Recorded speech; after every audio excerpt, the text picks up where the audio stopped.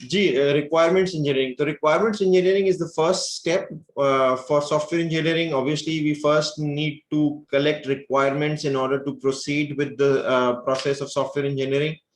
So what do you understand by the term requirements engineering? Engineering, we have understood what engineering is. I hope you remember, right? Engineering, again, working from the scratch and completing a particular project. And then obviously trying to maintain it and trying to evolve the same project over and over again until again there are needs, or until the project can be extended, or it can be upgraded. So what do you think is the process of requirements engineering? यानी एक engineering, software engineering तो एक तरफ, अब हम कह रहे हैं रिक्वायरमेंट्स इंजीनियरिंग भी एक तरह की इंजीनियरिंग है, यानी you engineer the requirements as well. बात समझ में आ रही है? Right? So we will try and understand what requirements engineering process is all about. We'll see what are functional and non-functional requirements. ठीक है, ये नाम हमने पहले कई दफा लिया है, functional और non-functional requirements दोनों का. We will see what they are and how can we make the requirements document, the software requirement document जब हम बनाते हैं. And why is document important? Document is important because we need to freeze the requirements. ठीक है, in large projects, in big projects, we need to freeze the requirements. Freezing the requirements का मतलब ये, आवाज बहुत कट रही है, मेरी आवाज कट रही है? नहीं सर, परफेक्ट है, इनका इंटरनेट इशू होगा। शायद इंटरनेट इशू है, प्लीज ट्राई टू उसको रिजॉल्व करने की कोशिश कीजिए। रिक्वायरमेंट्स हम फ्रीज में दोबारा बता रहा हूं कि रिक्वायरमेंट्स हम फ्रीज इसलिए करते हैं ताकि कोई डिस्प्यूट ना हो बिटवीन द कस्टमर, या जिसकी रिक्वायरमेंट है किसी सॉफ्टवेयर को डेवलप करने की, और डेवलपर, उसके बीच में कोई डिस्प्यूट ना हो। ठीक है, और ऑब्वियसली रिक्वायरमेंट्स को, जैसे हमने पहले कई दफा बात की है कि आप टेलर के पास जाके अपने कपड़ों का डिजाइन बताते हैं, तो वो अपनी मर्जी से, उसने एक चार्ट बनाया हुआ होता है और वो एक बुक बनाई हुई होती है, उसमें अपनी मर्जी से कुछ डायग्राम बनाता है और लिख लेता है।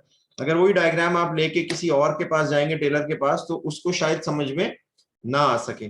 तो again there has to be a standard document format so that everyone who is on the team can understand, and even if somebody leaves from the team, even if new people come and join the team, they can also understand what the requirements were. So that is why we need to have standard sets of requirements document that everybody who has some prior information about how to read that document can go through that document and understand what the requirements are. Right? The process of the requirements engineering mechanism. And again, requirements elicitation and analysis, this is something very very important. Elicitation का मतलब होता है उगलवाना। Requirement, एक requirement तो वो होती है जो मैं जाके किसी भी चीज के लिए बताऊं कि भाई मुझे ये चाहिए। अब बहुत दफा ऐसा होता है कि मुझे अपनी रिक्वायरमेंट्स के बारे में खुद भी ठीक तरह से पता नहीं होता, तो जो एक एक्सपर्ट रिक्वायरमेंट्स इंजीनियर होता है, वो ये करता है कि वो मुझसे सवाल करता है बहुत सारे, और उन सवालों के रिजल्ट के तौर पे वो मुझसे रिक्वायरमेंट्स उगलवा लेता है जो मैं खुद नहीं बता पा रहा होता। ठीक है, then that is why a requirement engineer is a very very important person in your team, कि जी जिसको पता होता है कि किसी भी कस्टमर से या किसी भी यूजर से जो कि सीख कर रहा है किसी सॉफ्टवेयर को डेवलप कराना, उससे रिक्वायरमेंट्स को उगलवाया कैसे जाता है। तो will see what that is, what are the ways to elicit requirements. And obviously फिर रिक्वायरमेंट्स का एनालिसिस भी करना होता है to see if they are valid और नॉट। जो अगला टॉपिक है रिक्वायरमेंट्स वैलिडेशन का, कि whether the requirements that have been given are they valid or not, right? And that is a very very, अब कोई requirements ऐसी आ जाए, जैसे हमने क्लास में भी बात की थी कि भाई एक रिक्वायरमेंट है कि कोई चांद और सितारे तोड़ के लाएगा तो ही फिर आगे मामला बढ़ेगा, तो obviously this is not a valid requirement. ये तो खैर देखने से ही नजर आ रहा है, लेकिन बाज़ दफा ऐसा होता है रिक्वायरमेंट इनिशियली आपको फीजिबल लगती है, बाज़ दफा रिक्वायरमेंट आपको इनिशियली ऐसा लगता है कि हाँ ये ठीक रिक्वायरमेंट है, लेकिन once you validate that requirement and try to analyse that requirement, फिर आपको पता लगता है कि यार ये तो रिक्वायरमेंट ही फजूल थी, यानी ये हो ही नहीं सकता जो कि आपके पास गिवन सर्कमस्टांसेस हैं। तो you not just illicit requirement, you analyze the requirement and then you validate the requirement as well, and then you manage the requirements as well. Manage में obviously we have understood कि management functions जो है वो planning, organizing, leading controlling और again getting the right people to do that job, वो सारी चीजें शामिल है। तो requirements management is also something which is very very important, right? आप यहां तक क्लियर है? बिल्कुल। आगे बढ़ते हैं। रिक्वायरमेंट्स इंजीनियरिंग, जरा सा फॉर्मल डेफिनेशन समझ लें कि रिक्वायरमेंट्स इंजीनियरिंग की फॉर्मल डेफिनेशन है क्या। It is the process of establishing the services that the customer requires from a system and the constraints under which it operates and is developed. अच्छा, यानी कि वो प्रोसेस जिसमें आप ये स्टैब्लिश करें कि कस्टमर की रिक्वायरमेंट इस पर्टिकुलर सिस्टम से क्या है, और वो कंस्ट्रेंट्स क्या होते हैं? लिमिटेशंस, वो लिमिटेशंस जिनके अंदर इसको काम करना है और डेवलप किया जाना है। यानी कि एक बात समझ लीजिए कि कंस्ट्रेंट भी रिक्वायरमेंट ही है, और रिक्वायरमेंट की एक स्पेशल टाइप है। वो क्या है? कि ये नहीं करना, कंस्ट्रेंट ये नहीं करना, यानी ये कंस्ट्रेंट है। फॉर एग्जांपल, मैं आपसे कहता हूं कि जी यहां से आप सदर जाइए, लेकिन गुलशन के रास्ते से नहीं जाना, तो ये क्या हो गया? कंस्ट्रेंट। और ये भी एक रिक्वायरमेंट है, लेकिन रिक्वायरमेंट क्या है? एक स्पेशल टाइप की रिक्वायरमेंट है जिसको हम कंस्ट्रेंट कह रहे हैं, यानी ये काम नहीं करना।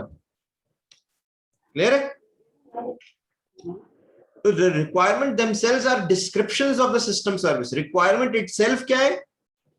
Requirement जो है वो किसी भी सिस्टम की सर्विस की डिस्क्रिप्शन है, और कंस्ट्रेंट्स जो है वो डेवलप होते हैं during the requirement engineering process के जी क्या चीज हमें करनी है, क्या चीज हमें नहीं करनी है।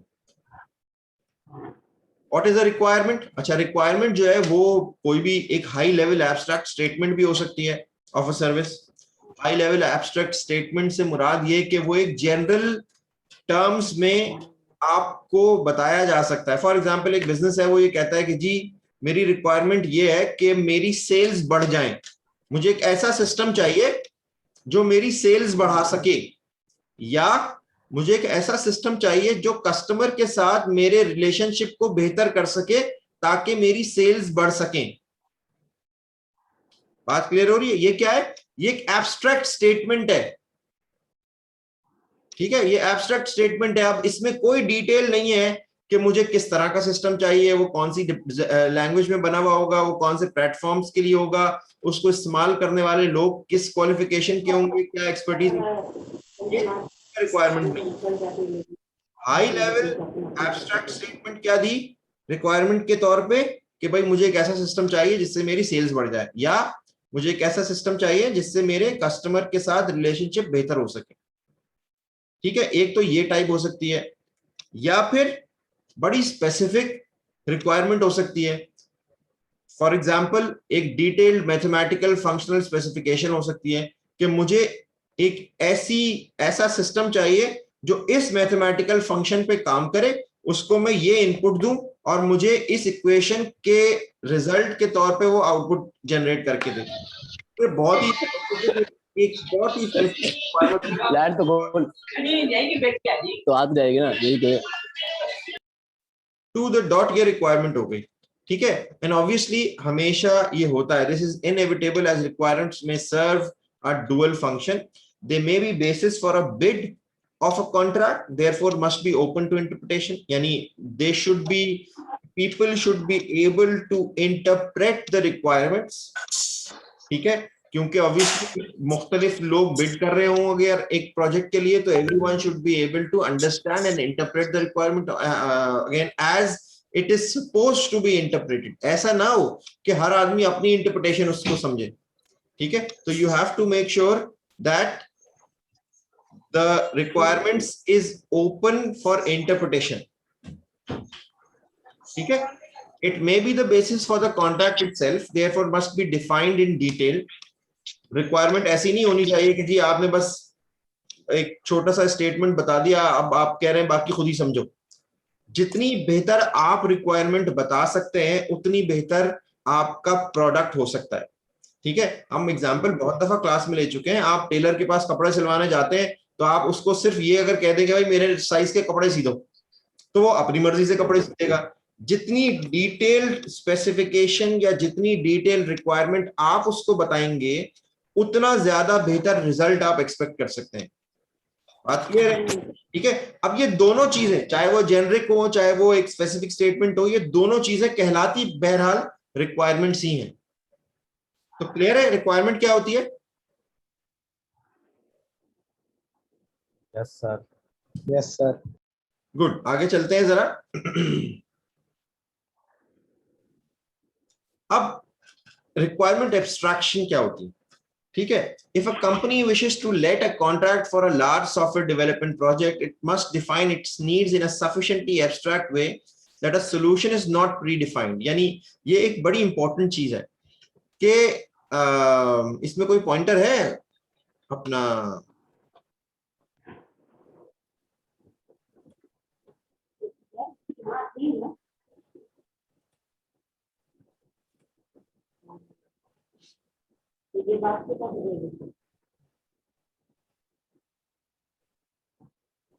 नहीं नहीं, खैर।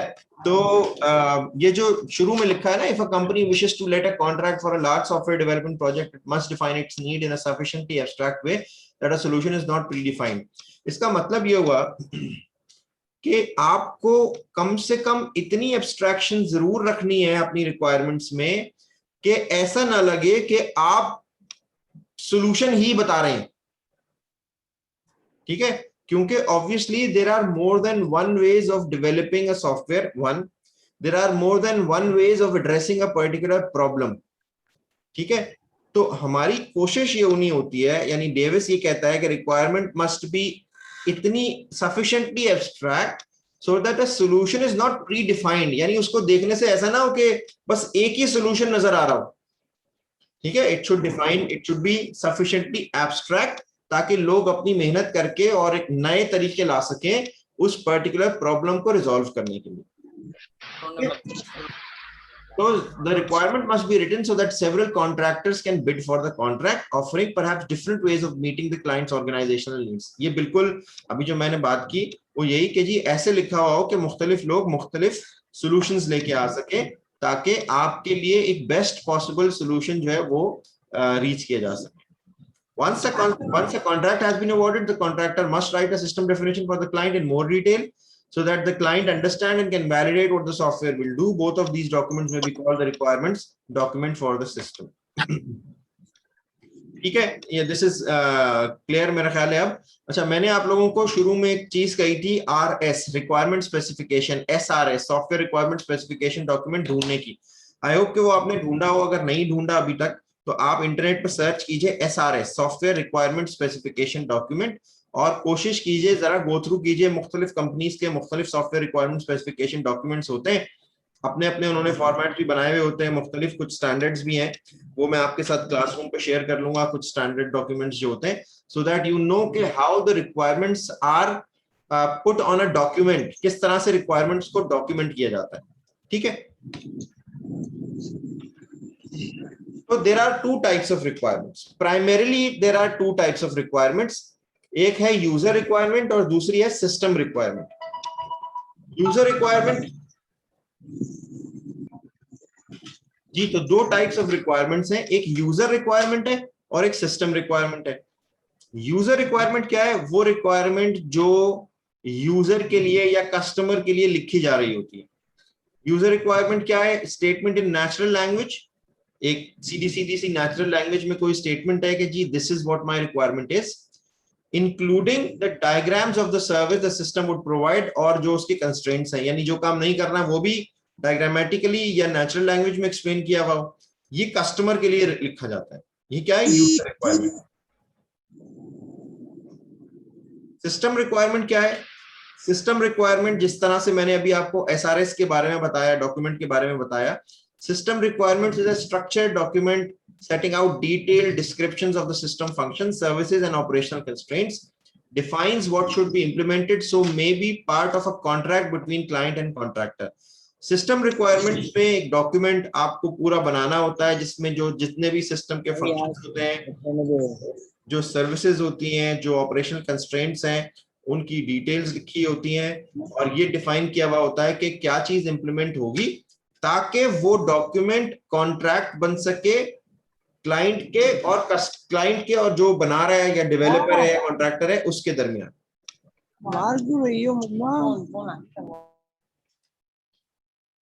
क्लियर है यहां तक? Yes sir. कोई क्वेश्चन हो अभी Yes, sir. तो प्लीज पूछ लीजिए।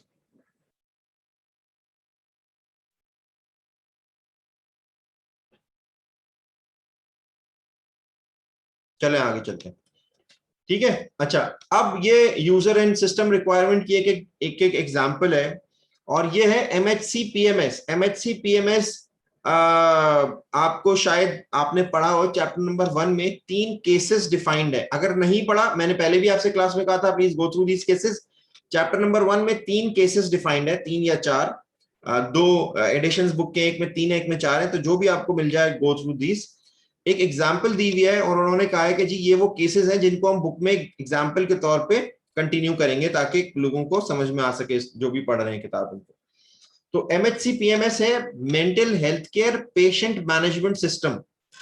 एक मेंटल हेल्थ केयर फैसिलिटी है जिसमें एक पेशेंट मैनेजमेंट सिस्टम है, उसके हवाले से। और वो क्या करता है, पेशेंट मैनेजमेंट सिस्टम हॉस्पिटल में क्या करता है कि वो पेशेंट से रिलेटेड जितनी भी डिटेल्स हैं, जो उसको दवा दी जा रही है, वो जो उससे रिलेटेड मामलात हैं, कौन सा डॉक्टर किस वक्त बैठता है क्लिनिक में, उसके कंसल्टेशन आवर्स क्या हैं, उसने किस पेशेंट को देखा, उसने किस पेशेंट को दवा दी, ये सारी डिटेल्स उस patient mental health care patient management system में मौजूद होते हैं।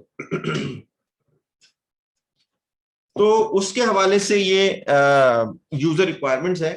और यूजर रिक्वायरमेंट्स ये कहते हैं, यूजर रिक्वायरमेंट्स क्या है, अच्छा याद रखिएगा, यूजर रिक्वायरमेंट्स जो है वो क्या थे, वो एक प्लेन स्टेटमेंट है।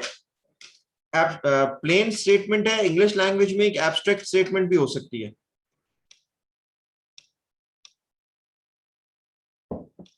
अब जरा समझ लीजिए, अगर ये आपने समझ ली ना तो आपके लिए आगे बहुत आसानी हो जाएगी। यूजर रिक्वायरमेंट की डेफिनेशन क्या है, ये एक एग्जाम्पल यूजर रिक्वायरमेंट है जो मैं पढ़ रहा हूं। 1, द एमएचसी पीएमएस यानी mental health care patient management system shall generate monthly management reports showing the cost of drugs prescribed by each clinic during that month। अच्छा, ये ड्रग्स का मतलब यहाँ मेडिसिन है, तो ड्रग्स का मतलब वो ड्रग्स मत समझिएगा जो आप समझते हैं हमेशा ड्रग्स का मतलब, ठीक है। तो mental health care patient management system shall generate monthly management reports showing the cost of drugs prescribed by each clinic during that month। यानी रिक्वायरमेंट्स ये है, यूजर रिक्वायरमेंट ये है सीधी सीधी सी कि जी ये जो सिस्टम है ना, ये मंथली रिपोर्ट जनरेट करेगा और उसमें ये बताएगा कि हर क्लिनिक ने जो ड्रग्स यानी जो मेडिसिन प्रिस्क्राइब की उनकी कॉस्ट क्या थी। बस ये यूजर रिक्वायरमेंट है। अब ये ऐसे ही तो नहीं हो जाएगा ऑब्वियसली, जब आप इसको डेवलपर को बताएंगे तो डेवलपर के लिए ऑब्वियसली यूजर रिक्वायरमेंट से बढ़ के सिस्टम रिक्वायरमेंट्स होंगी। उसको इस यूजर रिक्वायरमेंट को ब्रेक डाउन करना पड़ेगा एक ऐसी चीज में जिसको वो प्रोग्रामेटिकली इंप्लीमेंट कर सके और उसके बारे में वो कोई सिस्टम डिजाइन कर सके,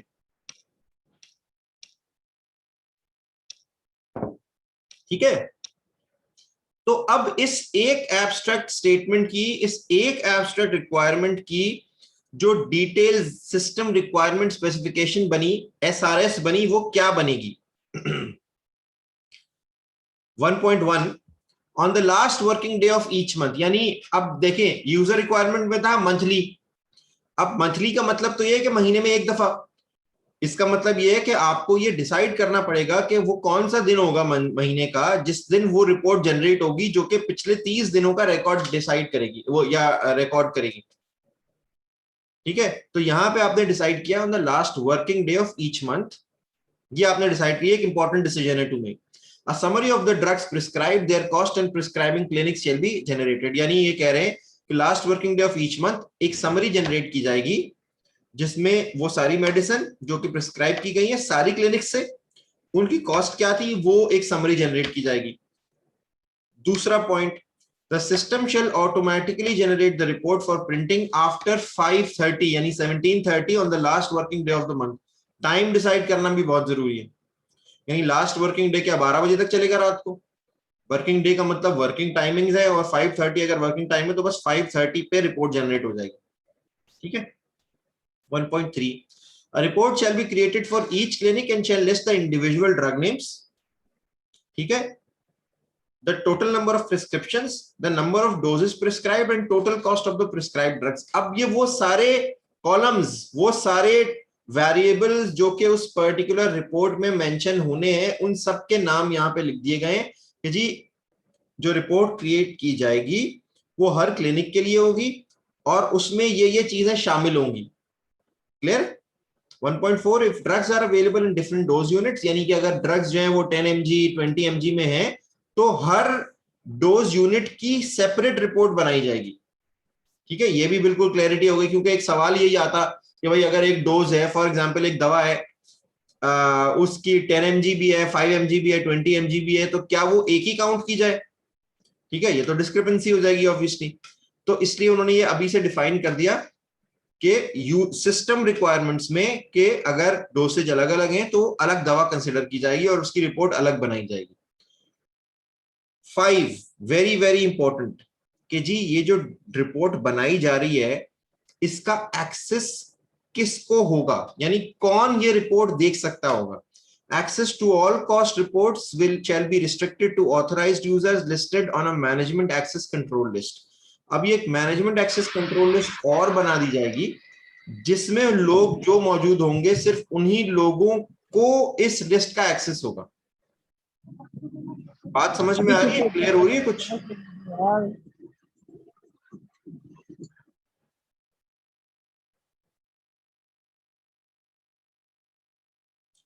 ठीक है, तो ये यूजर रिक्वायरमेंट्स और सिस्टम रिक्वायरमेंट्स तक की बात है कि जिसमें यूजर रिक्वायरमेंट्स एक एब्स्ट्रैक्ट स्टेटमेंट है और सिस्टम रिक्वायरमेंट में यू डिटेल्ड डेफिनेशन होती है of how the user requirement is going to be implemented. ठीक है, ये जो रीडर्स हैं यूजर रिक्वायरमेंट्स के और सिस्टम रिक्वायरमेंट्स के वो हैं, यानी user requirement client managers, and users, client engineers, contract managers और सिस्टम आर्किटेक्ट्स के लिए लिखी जाती है। और सिस्टम रिक्वायरमेंट ज्यादातर उन लोगों के लिए जो कि ज्यादा एसोसिएटेड होते हैं, सिस्टम एंड यूजर्स के लिए भी होती है, ज्यादातर सिस्टम आर्किटेक्ट सॉफ्टवेयर डेवलपर्स के लिए होती है। ठीक है, ताकि वो जो सिस्टम रिक्वायरमेंट है उसको इंप्लीमेंट कर सके, जैसा कि मैंने पहले आपसे कहा था। ठीक है, अच्छा, अब मेरा ख्याल है कि अभी यहीं तक रखते हैं इसको। एक चीज जरा सी समझ लें अच्छी तरह से, फिर functional non functional domain requirements की तरफ हम जाएंगे। अभी के लिए यूजर और सिस्टम रिक्वायरमेंट्स तक हम रखते हैं। हमने ये देख लिया कि रिक्वायरमेंट्स क्या होती है, रिक्वायरमेंट्स इंजीनियरिंग क्या है, रिक्वायरमेंट क्या है, यूजर रिक्वायरमेंट कितनी टाइप्स की होती है, रिक्वायरमेंट की एब्स्ट्रैक्शन क्यों जरूरी है, कितनी एब्स्ट्रैक्ट होनी चाहिए रिक्वायरमेंट को, एसआरएस की हमने बात कर ली, यूजर रिक्वायरमेंट और सिस्टम रिक्वायरमेंट क्या होती है, और उसकी एग्जाम्पल हमने एक देख ली ताकि हमें डिफरेंस समझ में आ जाए कि इन दोनों का डिफरेंस क्या होता है। ठीक है, अब अगर कोई क्वेश्चन है प्लीज, तो प्लीज गो अहेड।